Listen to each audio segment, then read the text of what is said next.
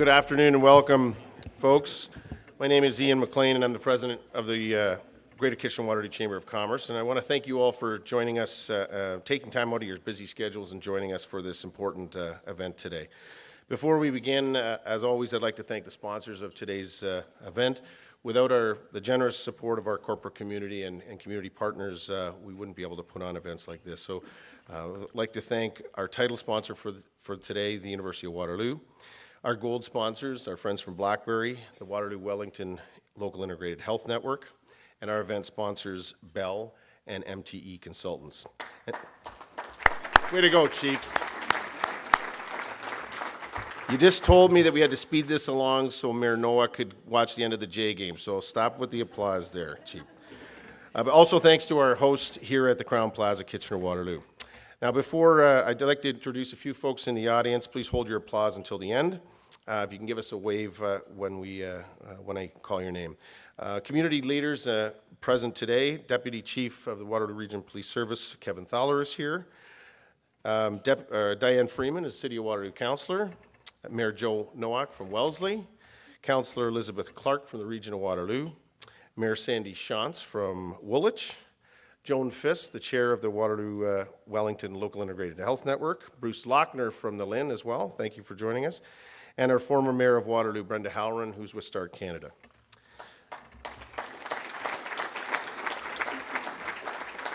And from the Greater Kitchener-Waterloo Chamber of Commerce Board of Directors, Alison Burke from Oxford Learning. That's Alison. Past Chair, Murray Costello, Union Gas, a Enbridge company. I got that right, Murray, wherever you are. Got that right. Past Chair from BDO, Tim Southern. Paul Eichinger from MTE had something come up and isn't able to join us, but thank you to MTE. As is Rosa Lupo from Gowlings WLG. She was not able to join us today. Kelly McManus from the University of Waterloo. I saw Kelly somewhere right there. And Renata Rosiniak from BlackBerry. So thank you all for joining us and showing your support for the Chamber. We have a very busy spring season, and so I'd like to just mention a couple of events that are upcoming as we conclude the year. On June 6th, we have a Point of View Luncheon, a panel discussion on cybersecurity. We've got representatives from DeGero, eCentire, BlackBerry, and MNP to share their experiences and knowledge of cybersecurity issues and how business should be preparing for that. On June 7th, we're really pleased to have Google Senior Director here in Waterloo, Stephen Woods, who to talk about the emerging trends or the larger trends of what Google's working on and how it impacts business, both small, medium, and large-sized businesses. On June 14th, we're very pleased to have the Honourable Pierre Pettigrew. He's a former International Trade Minister, Foreign Affairs Minister, and now is a Senior Advisor to Deloitte to talk about NAFTA, the Trump administration, what it means for Canadian business, and in particular here in the region of Waterloo.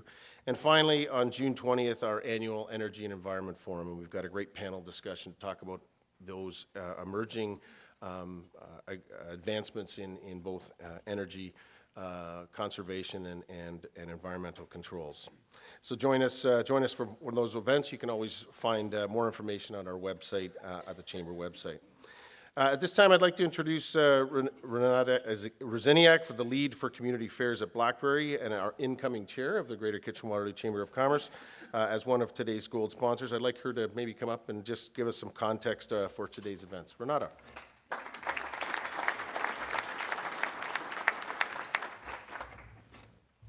Thank you, Ian. Lower the mic as usual. Hi, everyone. BlackBerry is pleased to support this event and hear Chief Larkin share the importance of policing in our community and the impact of developing long-term strategies to keep our communities healthy, safe, and vibrant. Public safety and policing are facing some of the most unprecedented challenges. Technologies of past decades are simply not enough, nor capable of helping law enforcement collaborate securely and resourcefully for quicker decision-making.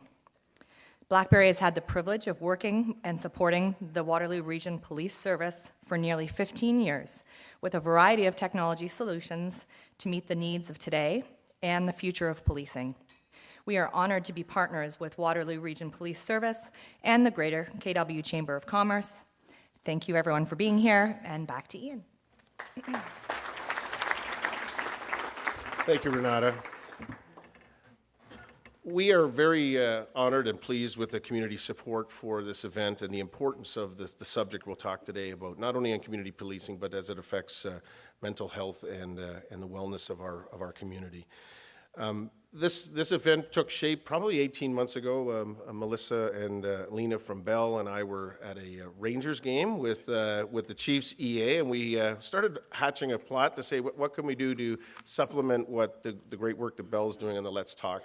And we felt it was really important that we have the chief come and talk to a business audience about the importance of not only community policing, but the challenges that mental health creates and we all face as employers and as a business community. So we're very thankful that the University of Waterloo and Ferriton and Sander, when I spoke to them a couple of months ago about this event, and you've got some of your own challenges with a large community like the University of Waterloo. Very pleased that they took on the title sponsorship for this event. I'd like to introduce Sandra Banks. She's the Vice President, University Relations at the University of Waterloo, to share some remarks and then to introduce our guest speaker. Sandra?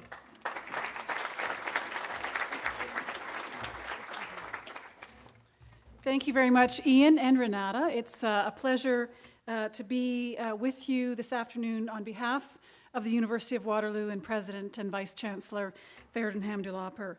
And I'm also very pleased to be joined by representatives from the student governance organizations at Waterloo, including Antonio Brevio, he is the president of FEDS, and Max Selman, president of the Graduate Students Association. So welcome and thank you for joining us. And we are indeed at the university very pleased and proud to be supporting today's event, and particularly to hear from our guest speaker on a topic that is very important to all of us, starting with community, but extending also into the health and well-being of that community. For 60 years, the University of Waterloo has been shaped by this community, just as the community, in many ways, has been shaped by the University of Waterloo. Since 1957, the university and the cities and region that we call home have worked together to build a mutually beneficial relationship. It's an ongoing conversation and relationship, and it's important how our students can feel invited to engage with the community about how this community can also engage directly with our students as they come from all over Canada and indeed from all corners of the world to study at Waterloo.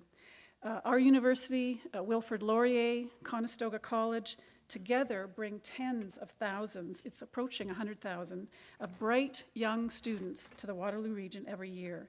These are world-class students seeking a world-class education.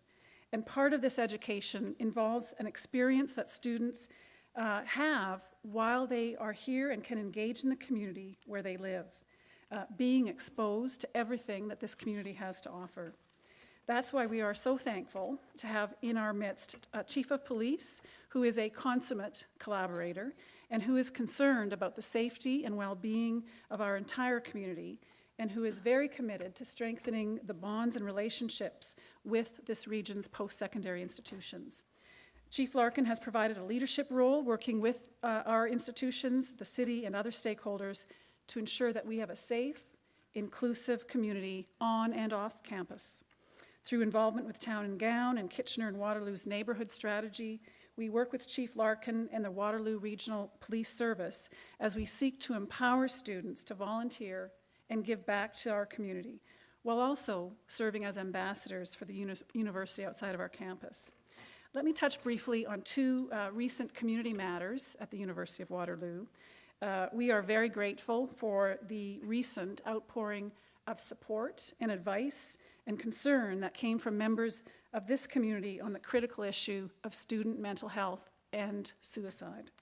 So on behalf of everyone at the university, thanks for those that reached out to offer advice and support.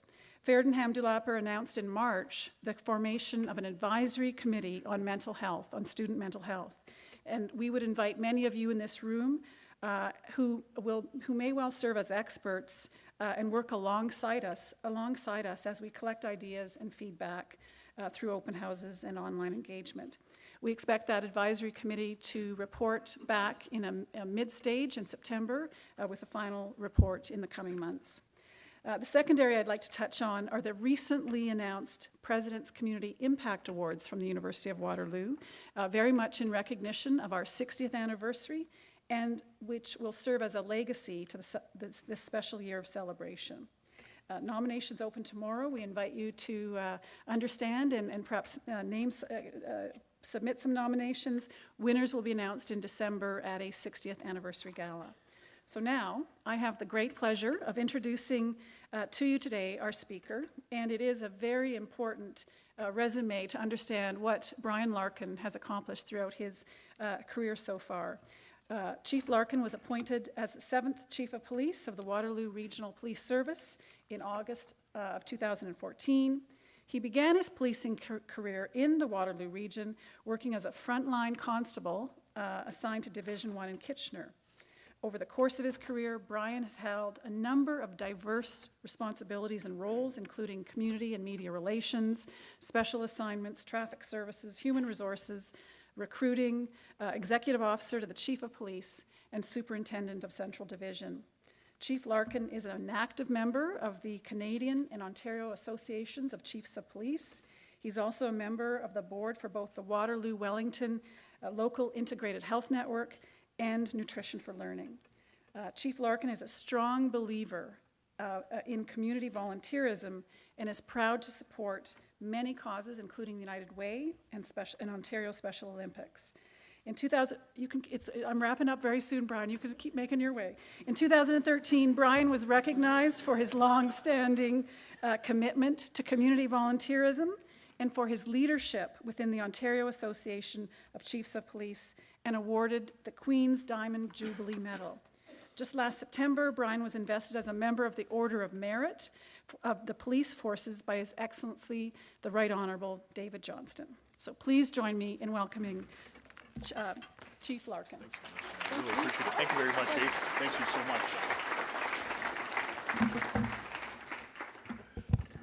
Thank you so much, Sandra and Renata, and thank you so much, everyone, for being here. Good afternoon. How are we doing so far? Pretty good?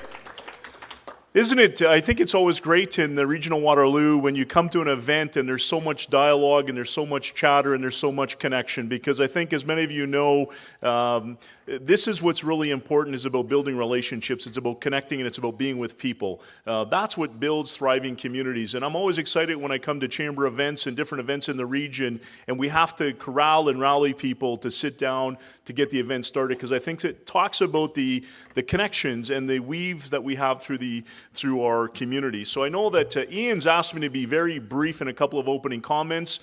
He's going to get the hot lamp out and interrogate me very shortly.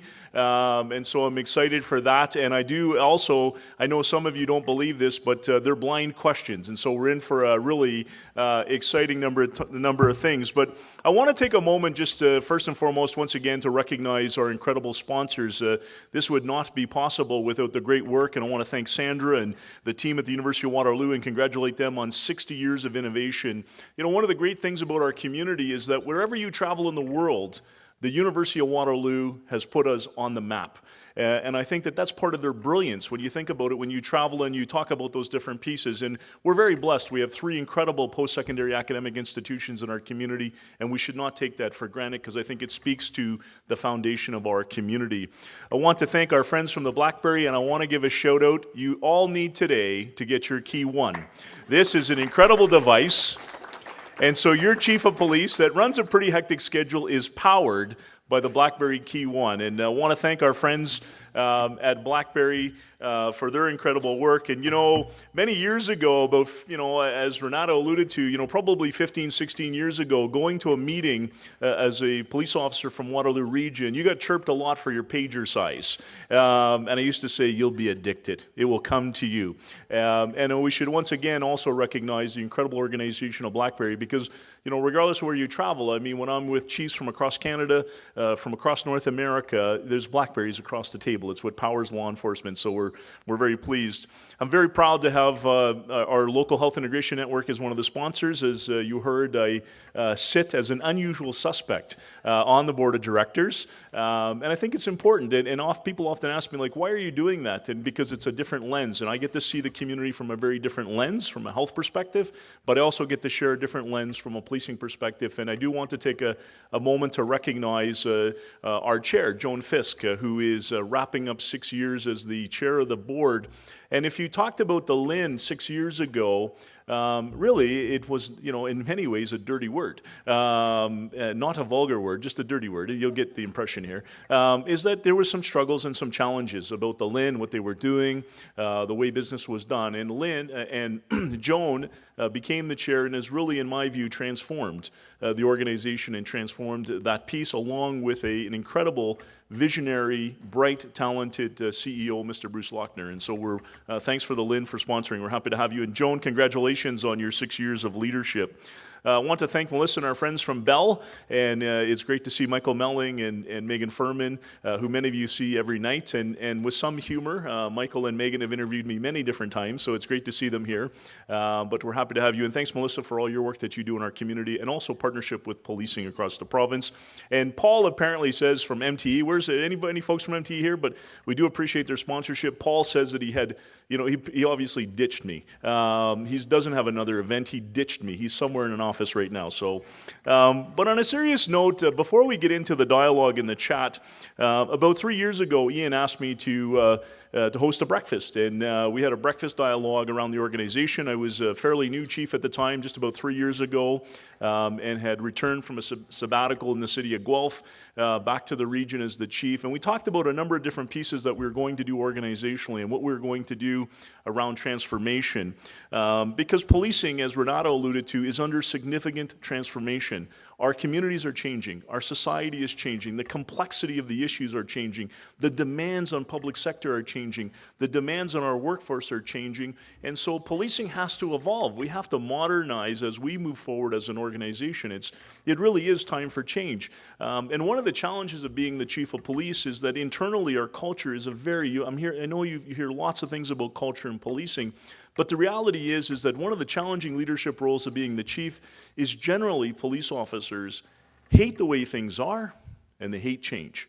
And that makes it incredibly challenging when you're the chief, because you go to a town hall session and you hear all these different lists and these different pieces, and you get together with your team and you build these bottom-up ideas and you decide, okay, we're going to do this. They go, no, don't do that. And so change is a very difficult thing to do.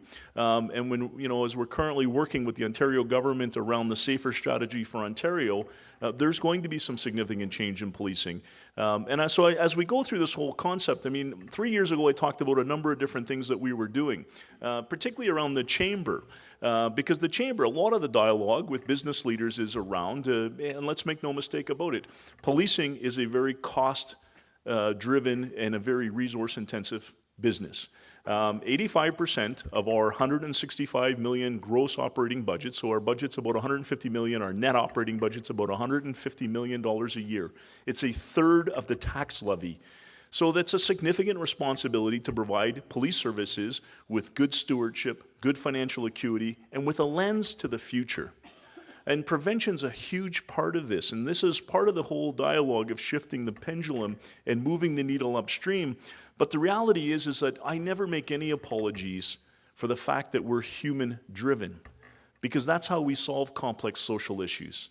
We solve it by combining it and leveraging technology, but at the end of the day, it's the heart of it is it's people, working with people and solving root issues, and actually looking at prevention. And so, we talked a lot about different things, and one of the things we talked about and business leaders shared with me was, you need to become more cost efficient. You need to continuously improve.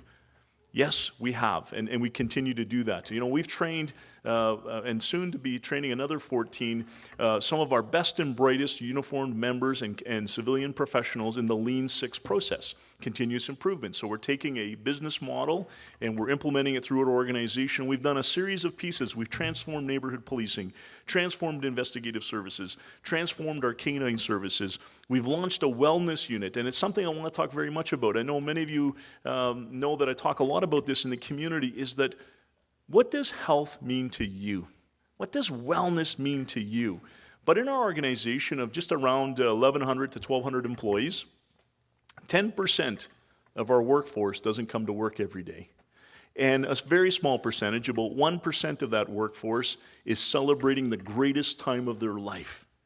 It's the welcoming of a child. They're off on maternal or paternal leave, which is fantastic. The other 9% are dealing with some form of occupational injury, and a large majority of that is occupational stress. And so as we know that we are reflective of the community, we put a lot of effort into inclusion and equity and diversity, but the reality is when you recruit from society, you also recruit all the same challenges that our society has. We have employees that come to work who aren't feeling well. They have aging parents. They have young children who've been up all night because that baby just will not settle. Megan, soon again, right?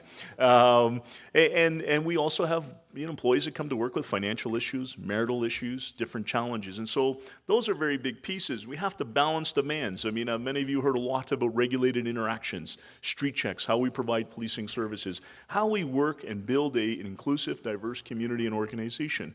We've launched the Equity Officer. And despite, a trend where the crime rate was declining in Canada, the reality is in the last 3 years in our region, our crime rate is up. And in fact, from last year, it's up about 4.8%. And driving some of these issues are really around a number of issues, theft violent crime, domestic violence, assaults, theft from vehicles. And the key issue when you start underpinning all those issues, the key issue is a legally prescribed drug called fentanyl. And I'll talk more about that with Ian very shortly, so I won't steal his thunder. But we have a public health crisis in Ontario. We have a public health crisis in Canada. Year to date in our region, 31 people have lost their lives due to overdoses. And so I want to think about that, and I want you to think if 31 people had lost their lives in road fatalities, what would be on the 6 o'clock news? What would be on the front page of the Record? What would I be doing in our community is bringing greater awareness around road safety, and yet we have a public health crisis that we're working very hard, and there's a number of wonderful initiatives happening in our region, and I think in many ways we're leading the province in some of the great work of Dr. Nolan and our Public Health and our Crime Prevention Council. And so I want to leave you with a couple of thoughts before we get into the interrogation. I'm slightly worried. What does policing in a modern society mean to all of you, the citizens? What does policing look like from the traditional officer on the beat as we build an incredible light rail transit system which will change the planning and the intensification in our community? Our neighborhoods are changing. Our call patterns are changing as we move from a very suburban-focused community. What does that look like when we have greater people living in closer quarters in an intensified downtown, uptown area? What does it look like as we push the boundaries of our beautiful rural communities? What does it look like as urbanites move to the rural communities and expect urban services in a rural community? What does that look like? What does it look like in the future of leveraging technology in policing? Are there certain things that we do that we don't need to do? Are there certain things that, somebody who's a AAA type personality, what has this done to the way we communicate and connect with individuals? And again, so I want to thank everybody for the opportunity. Those are just some opening comments to sort of whet your palate, and I'm going to turn it over to the master investigator, the one and only, the interrogator, Mr. Ian McLean. So thank you so much, folks. You talked about shifting the shifting pendulum in policing, and I remember having a conversation with Bruce Lochner around healthcare and what needs to change in healthcare, that we need to get onto a wellness agenda versus a sickness agenda, and that's really tough to do when you describe big organizations may like the idea of change, but they're fearful of it at the same time. So I guess maybe the place to start, how do you get around that challenge? Because every one of our businesses, big or small, and we're going to talk about community policing, we'll talk about mental health, but just as a general matter, what are the things you're doing to try and get past that inertia or that resistance to change? Because it relates to anything we're going to talk about today. That's a big challenge. Yeah, thanks, Ian. I think that's really important, is that changing the focus from a very traditional traditional lens, and that's why I pose these questions. Often when you think about traditional policing, and it's interesting being at the Crown Plaza, because in 1991, when I started my career, I was walking up and down King Street, walking the laneways here, and quite frankly, back then this was the Valhalla, and on the night shift, we spent a lot of time in this hotel. They gave us access to the kitchen, they gave us access to a hotel room. Geza, the bartender, would sneak us in the back, and we watch TV, watch the Saturday night hockey game. And so when I come to, particularly when I'm in downtown Kitchener, I think of the revolution, right? Because it's been changing. But if you ask the average citizen, they still talk about social challenges in downtown Kitchener. I don't want to go there. It's unsafe. There's challenges. But I think that, you can't continue going the same way. So the example I'll use is we have a lot of data analysis and a lot of evidence-based practices. There's some addresses that we go to 3,500 times a year in the region. Right? So those of you that are business entrepreneurs, think about that from a business perspective. Clearly, we're not doing a great job when we go there because we got to go there 3,500 times. And quite frankly, we take a very Band-Aid solution, right? So we go, we solve the issue, we Band-Aid it, everything's calm, then we go back. When you start adding up the impact and the cost on our system, but the reality is that Ian, when you start overlaying all the challenges, is that the police service has gone there 3,500 times. Family Children's Services has gone there 1,000 times. Those individuals have made 1,500 visits to the emergency room. They've missed school, or the students have spent copious hours in the principal's office, or they don't graduate, or they don't have a literacy piece. And so when you start looking at all those different challenges, the reality is that although, I think we do great jobs and we work well together and we're highly integrated, there's more that can be done. And so the vision of the resistance, and I'll speak about that later, and it's really around harm reduction and our approach to drugs in society with the pending legislation of the legalization of marijuana, is that I think, as leaders, we have to take a very sometimes unpopular or a stance, and you have to blaze trails that nobody else is blazing. And that's hard because you're swimming upstream. Some days it's difficult. Those of us in leadership positions know that some days you're in your office, and I openly admit this. There's some days that, I have this incredible office looking at these beautiful trees and the flags flying, this pride of the service, and at 10 o'clock at night I sit there and think, what the hell am I doing? Why did I agree to this? And when I see Chief Graville, one of my key mentors, I'm not sure if I should kiss him or kick him. Why did you get me into this? But I think the inspiration that I get as a leader is when I'm in these forums, when I'm connecting with individuals who pull me aside and say, keep doing what you're doing. We're making change. Agencies are hearing it. You look at the connectivity tables where we have stakeholders of all major organizations dealing with acute care intervention. If I thought in 1991 that we would have mental health nurses funded by the Lynn board, and by the Lynn, thanks to Bruce's leadership, we're the only community in the province where the Lynn is supporting mental health nurses working in partnership with police officers, and it has reduced our wait in ER. It's improved our service to those suffering. That is innovation. And I think in policing, we need to shift the lens, and I think in public sector, we need to shift the lens of what we think innovation is. If I said innovation in our organization, everybody would look at their smartphone.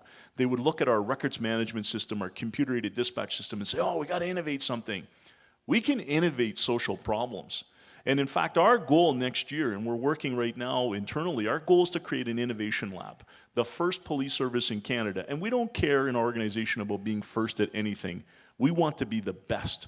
But this is one that's actually whet my appetite around, we're going to do this, and we're going to do it in Waterloo Region, and we are going to market the hell out of this to say we're innovating social issues. We have Elizabeth Clark in a dual role here as a regional councillor, but also as the executive director of the YWCA. And please vote. They're looking at branding their name, so there's a little plug. Please go to their website. But the reality is that we know that affordable housing, we know that access to food, we know that all these things actually create successful roads for young people. And so, some people say to me, Chief, why do you sit on the Nutrition for Learning Board? Because we know the evidence has proven that if kids go to school with a full belly, their chances of actually going to the principal's office is less. But they learn better, They actually engage more. They feel more included. And so I think that that's where we need to go with this, Ian, is we need to continue. It's sort of like, in many ways, really building I hate to say this, the cult, I guess, in some ways, around shifting the dialogue to wellness, well-being. If I ask the question, what does health mean to you? We focus on hospitals. There's so much more to healthcare than hospitals. And we're blessed. We have 3 incredible hospitals, and we have a great leadership there. But the reality is we have to look at it beyond those lenses. Geez, I never thought I was going to get that microphone back there. Next time I'm on with him, we need 2 mics. Just make a note of that. He's very passionate. Listen, just following up on that, because I think this is one of the areas that when we were talking about this is you came 3 years ago and talked about the community policing model and the way you're transforming the business side to manage the cost. But the other part that we did talk about is your calls for service. And I think it'll be a follow-on to what you just talked about, but calls for service that end up being either social or mental health related are through the roof. So maybe talk a little bit about that and what are some of those things you're going to do in the Innovation Lab to try and do even better at that integrating piece with social services and the healthcare community. But what are the things you're going to do? Because the calls for service drive your budget, and when police get called and 911 gets called, you have to show up, and that has an effect on the budgets for everything else in the community, but it also has an impact on business. So, we have to get better at innovating. So talk a little bit about the calls for service, where you're seeing more of your resources going, and what are some of the things you're going to try and do specifically? Yeah, thanks. And so I'm going to share some numbers with you. 300,000. That's how many citizen-generated calls for service we have a year. That equates to about 850 a day. It equates to 35 an hour. So in the 2 hours that we're here across the region, we'll have 70 citizen-generated demands on policing. That does not include the proactive work of police officers out there doing work and doing engagement. It's significant. As the region continues to grow, and I promised I won't talk about St. Patrick's Day today, Sandra, and to our student leaders that are here. And it's awesome to have our student leaders here. But the reality is that, we continue to see, in fact, we keep mitigating and doing things differently. So we're leveraging technology. So now we do some online reporting for, minor calls, where a police officer doesn't necessarily have to show up at your home. Although that would be the optimal service, we have to be reasonable and quite frankly, we need to change some public policy. So now if your license plate is stolen, you can report it to the police by online or over the phone, but you don't have to come to the police station anymore to get the ministry paper stamped. We're working on some leveraging technology and innovating some change to public policy. But the reality is that 75% of the work that we do is not crime related. Only 25% of the work that we do in the region is crime related. And so we lay about 45,000 criminal charges a year in the region. And the reality is that we're working very hard in our organization. We have a long history dating back to Chief Bassey, who was really, in my view, sort of the forefather of community policing back in the 70s and the 80s. And he mentored Chief Graville, who carried that trend through. Chief Tarigian built it into a community mobilization model, social development model. And so I think that we're very fortunate because we've been doing things differently in our region for many years. But the reality is that last year, 6,800 calls for service for unwanted persons. And this year, year to date, as of yesterday, we're just over 3,000 for unwanted persons. And so you may go, well, what does that mean, Well, what that means is that that's somebody in the alcove of a business. It's somebody in the ATM machine at 7 o'clock in the morning. It's somebody sleeping in the parking garage in uptown Waterloo. And I ask you right now, is this really a policing issue? Right? When you think about it, 6,800 calls last year where we go, and quite frankly, we actually drive sometimes those individuals through some form of enforcement, right? Because traditionally our role was, well, how many tickets did you write this month? How many pieces did you do? And we're trying to shift that lens around what service did you provide? And so, that's really where the innovation needs to come. So I'll give you an example where we're doing something different, and we're doing it in partnership with the Downtown Kitchener BIA. We have 2 full-time officers Monday to Friday that work and walk the beat about connecting and about basically social engagement and doing business differently down here. We just launched one in Uptown Waterloo, and we're about to launch one very shortly in downtown Galt, which are 3 core areas that generally have a lot of call demand. So we reached out with the BIA and said, this has got to stop. It's just out of control. And the reality is the person at the CIBC, they have no access to food, they have no shelter, they have no place to stay, they have mental health issues, and all these different pieces. So the BIA's invested some money, we've thrown some money at the table, the City of Kitchener's thrown some money, and we have now 2 outreach workers that work during the key hours, and the business owners phone the outreach worker first and say, I've got person A, I've got person B here, they slide down, they do basically a triage, and if they need to, then they phone the officer. They plug a phone call and say, you know what, we're going to need you down here. Today's not a good day for this individual. They may need to be apprehended. They may need to go to one of our crisis centers. And that's just about shifting the way we do business. Versus, the reality is giving that individual a $65 trespass ticket solves nothing.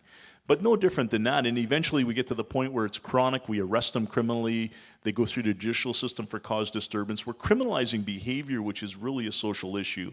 I think the connectivity tables is one of those things where we're innovating, where we look at acute care intervention and we change the way we do business. Now, there's a shift in culture, but no greater time are we hiring police officers who are well educated. 98% of our members come into our organization with post-secondary education. Many of them have gone to university and then returned to a community college. And so they're divergent thinkers, they're innovators, their use of technology is beyond belief. And so I think we're starting to see some really good change, and it's becoming less of a challenge. I'll talk about the seismic shift later about harm reduction, because that's a larger internal dialogue we're having right now. Now, let's just a little bit. You talked to 11 or 1,200 employees, so you're a large employer. And so for the employers in the room, and whether you're a community partner or a business, we all have, every one of our employees, or at least one of our employees every day is going to have some challenges which probably are mental health or socially driven. In policing, obviously, you do have civilian employees, but your officers are in a high risk and high stress environment. What are some of the things you're doing as an employer? So not specific to police, but what are the things you're doing to support your employees? Because I think there's probably some lessons for every business around how to identify what some of those problems are, how to support those folks, utilizing programs you have or different approaches to connecting individually with your employees. So talk about it from an employer's perspective. Yeah, so our greatest asset is our people. Make no mistake about it. What we do from a product perspective, what we manufacture, the product that we manufacture is a human being. And that's the language that I use internally when people come into our organization is welcome. We're going to put you on the conveyor belt. We're going to equip you, tool you up in all those different pieces. And every year you're going to come in for some enhanced training and all these different pieces. And so, I'm grateful. The Police Services Board, who I report to, led by Chair Galloway, one of my discussions with them when I became the chief was, we need to change our culture. We need to invest in our people. We need to reshape our organization. We need to put people first. And policing is a very interesting piece because, as you said, we have civilian professionals, so we employ about 370 civilian professionals, about 800 uniformed officers, and there has traditionally been some natural tension between uniform and civilian professionals, but we're working through many of those things, much as a leadership team, and we're enhancing civilianization. But the big piece also is that in policing, our oversight and accountability is significant, as it should be. Independent oversight, in my view, Ontario was leading this in the 90s. We've fallen a bit behind, but there's some, with Justice Tulloch's recommendations, some future around that. But our system is often adversarial. And make no mistake about it, we're highly unionized. So they're not called a union, it's an association, but we're highly unionized. And we have some very stringent collective agreements, and you have to manage all of those. Those of you working in unionized environments know the challenges that come with labor relations around those issues.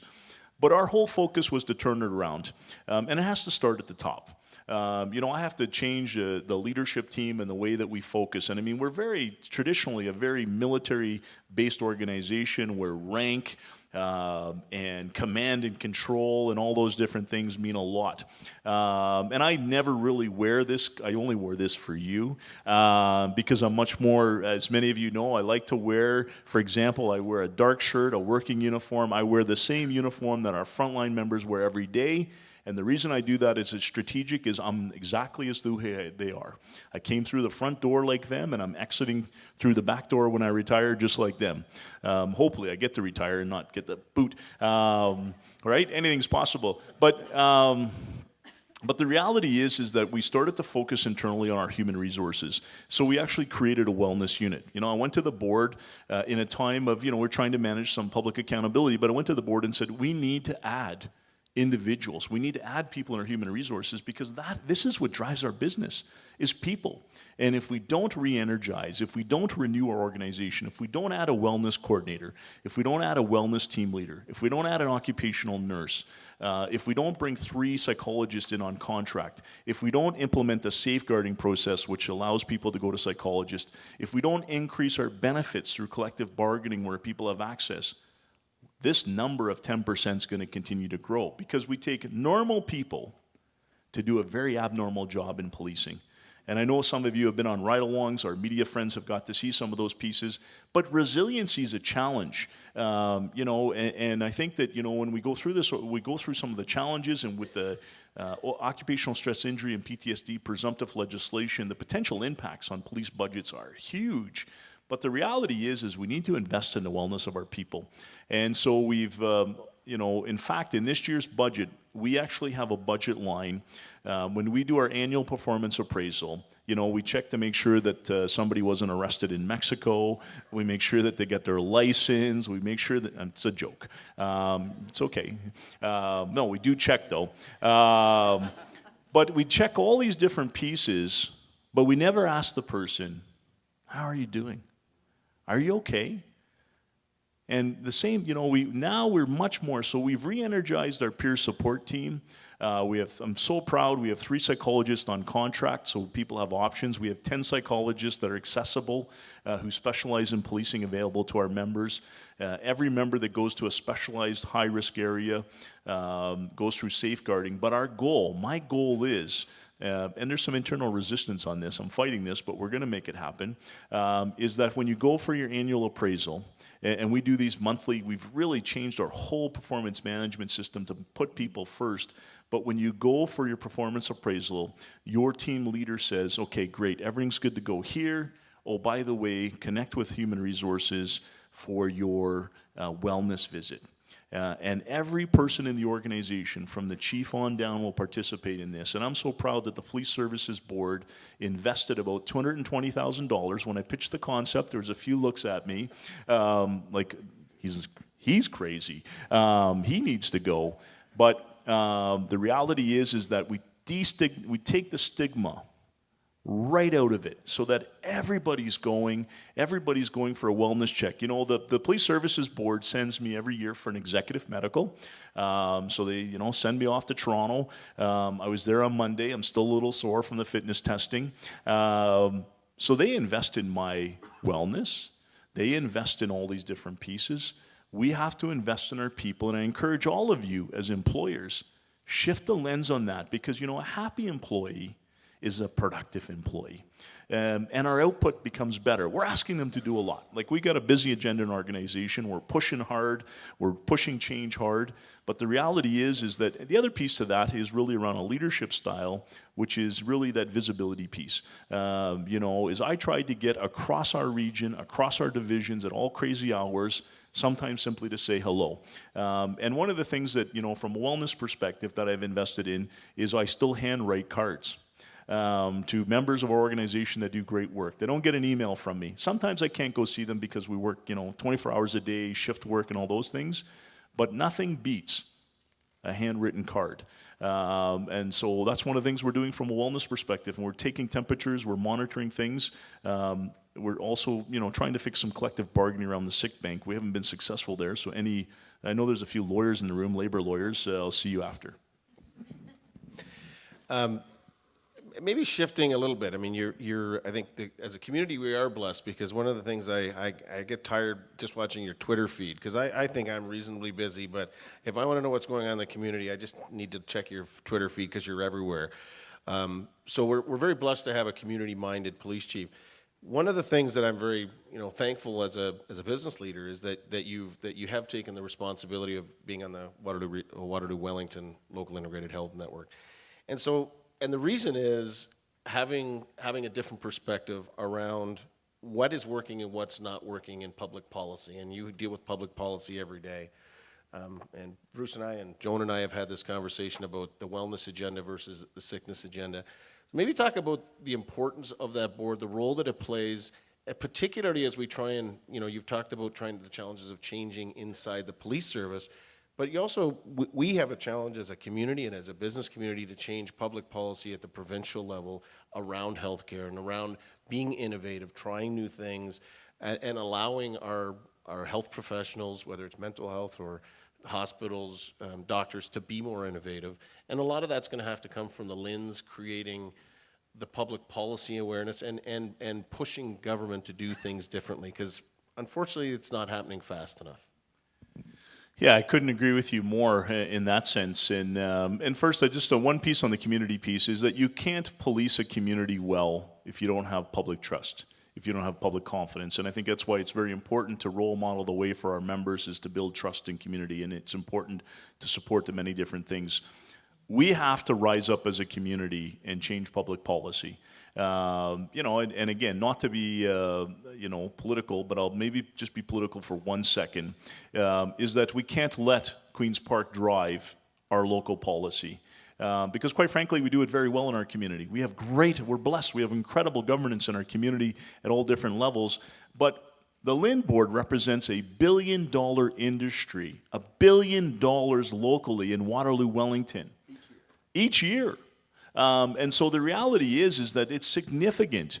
And we can't apply models, I say this in policing, and I say this to an incredible police leader, my good friend Chief Saunders, who's going through significant transformation in Toronto. But we're not Toronto. We're a different community.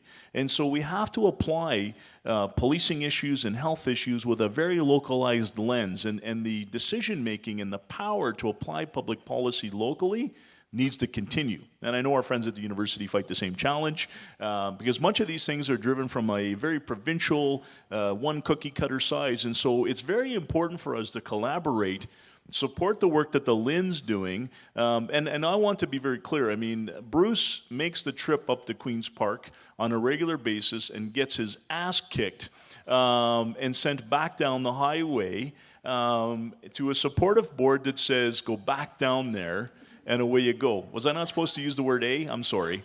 Sorry. That says, yeah, okay. It says, okay. That says, okay. All right. It's legit? Okay.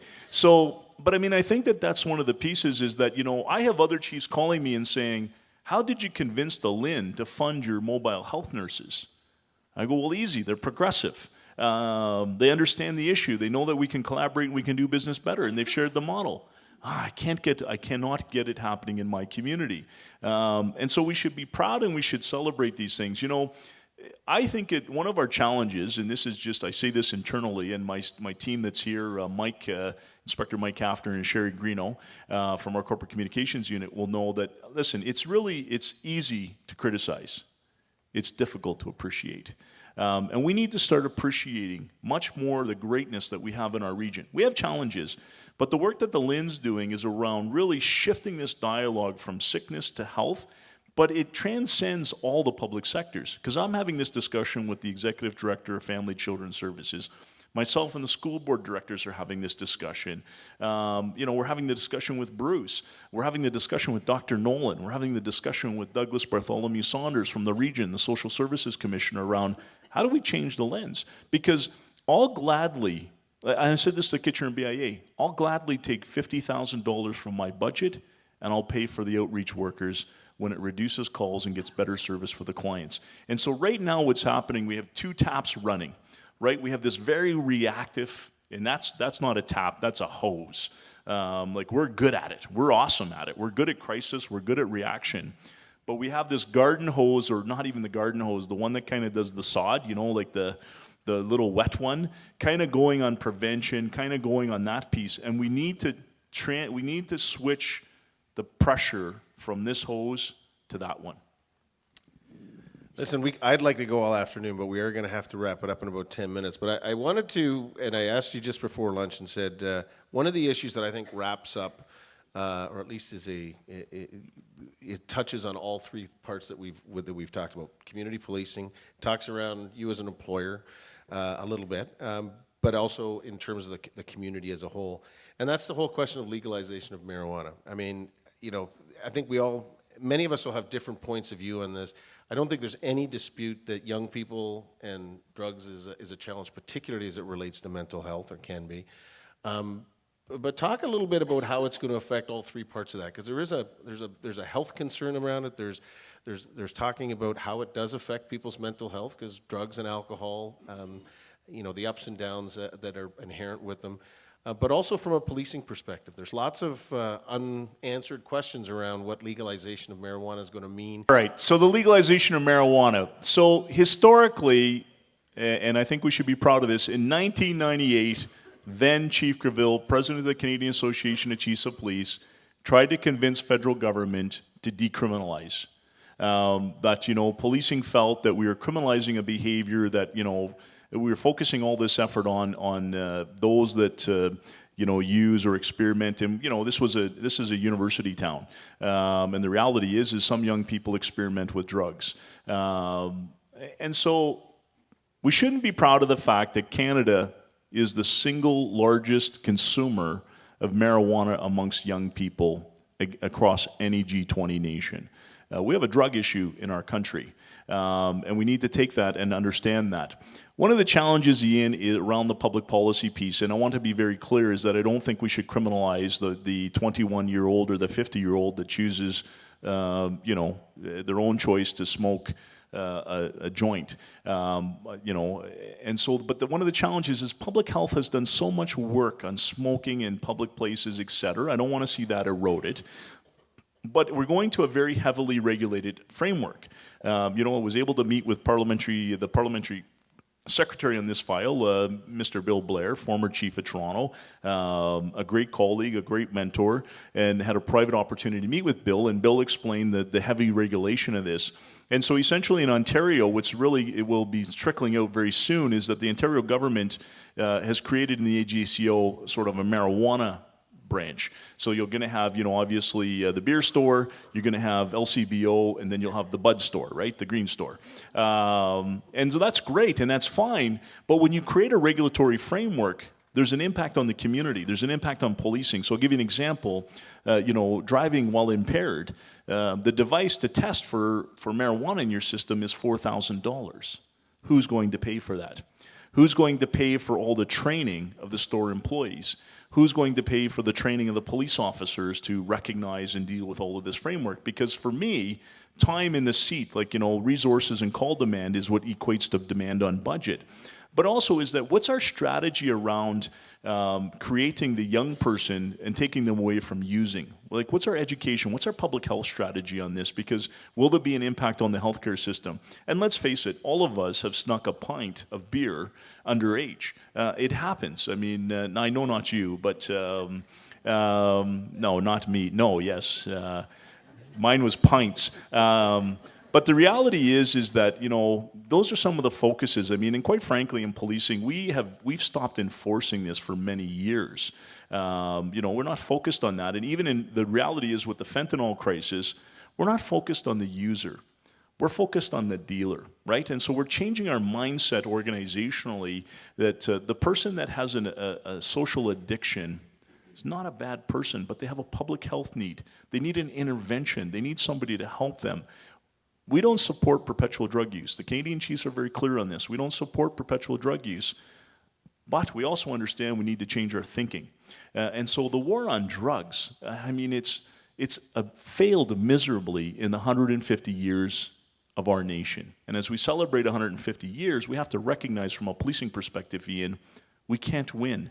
It's a big machine. It's a huge product with organized crime and tentacles across Canada, tentacles across the globe. And so we need to actually change our energy and focus on the big players, the importers, the manufacturers, and get away from and start treating drug and substance abuse as a health issue. And that leads me to, the harm reduction piece. We have to start looking and dialoguing around what does harm reduction look like? Is there other ways to do business? And so the marijuana piece, though, I mean, the reality is make no mistake about it. I know am I almost up? There's a taxation piece there, but, we've been advocating, and then my advocacy with Mr. Blair was, you need to take a percentage point of that and put it into enforcement. You need to push it back to the regional municipality because it's really the region that's going to bear the cost of this. Public health, policing. And of course, the taxation piece will go provincially and federally, and there'll be nothing coming back into our community. And so, although I support in principle where we're heading as a country, and the chiefs support it in principle, there's still lots of things that are left to finalize.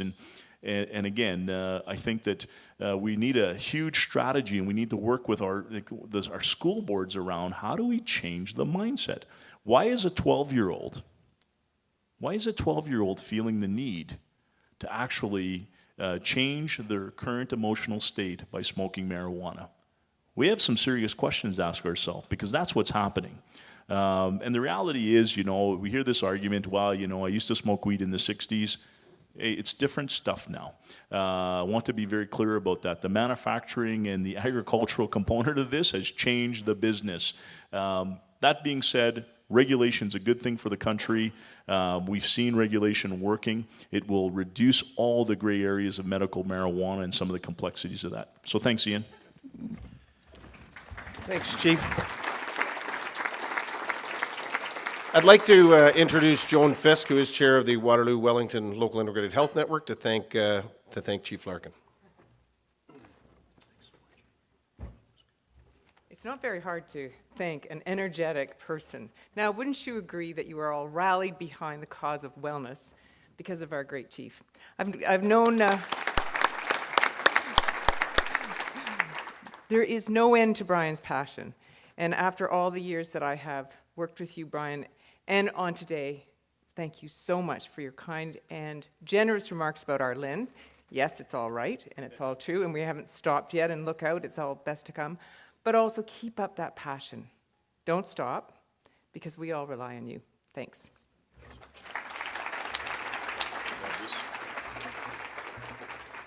I was hoping you were going to leave your BlackBerry there, Chief, but mine comes tomorrow. You got to be connected. That's right. Well, BlackBerry hooked you up. Listen, just as we conclude, I wanted to share a couple of thoughts just to sort of wrap this together. The spark of this event did come, as I mentioned at the beginning, with a conversation that Lena and Melissa and I had at a Rangers game, and it was around how do we keep the issue of mental health in particular. I'm glad that the chief was able to share a lot of what he spoke today is directly related to community wellness and mental health. And it was how do we do something that expands and gets past or builds on the Bell Let's Talk program. So we decided that the chief was, as Joan just said, the perfect fit to sort of share that message with the broader community, but also the business community. Lena, Melissa's colleague, wasn't able to be with us here today. She's the Community Affairs Director. But she wanted to send her regrets and asked me to share a couple of thoughts from her perspective. And she writes, Bell and its colleagues want to acknowledge today's Point of View Luncheon with Chief Larkin, as Bell is one of the sponsors of today's luncheon. Bell is proud to be associated with the Chamber and also to be partnering with today's luncheon in support of the Chief and mental health in the community. It's part of their ongoing commitment, or Bell's ongoing commitment to the Chamber and the police service. Events like this are important to communities, especially in this town, which continues to grow so quickly. Thank you for letting us at Bell be part of today's events, and we look forward to continued partnership with you. So thank you to Bell and Melissa and Lena for supporting this great event. As always, just before we conclude, I do want to recognize and thank our title sponsor for today, the University of Waterloo, Sandra and Ferridan, for sponsoring as our title sponsor. Our gold sponsors are friends from BlackBerry. Get your key one with a keypad at any Bell store right there. Chief's taking orders over there. and and the Waterloo Wellington Local Integrated Health Network, thanks to Bruce and Joan. Also to our event sponsors, Bell and MTE Consultants, and to all of you for your continued support of our chamber events. And it's great to have such a great turnout today.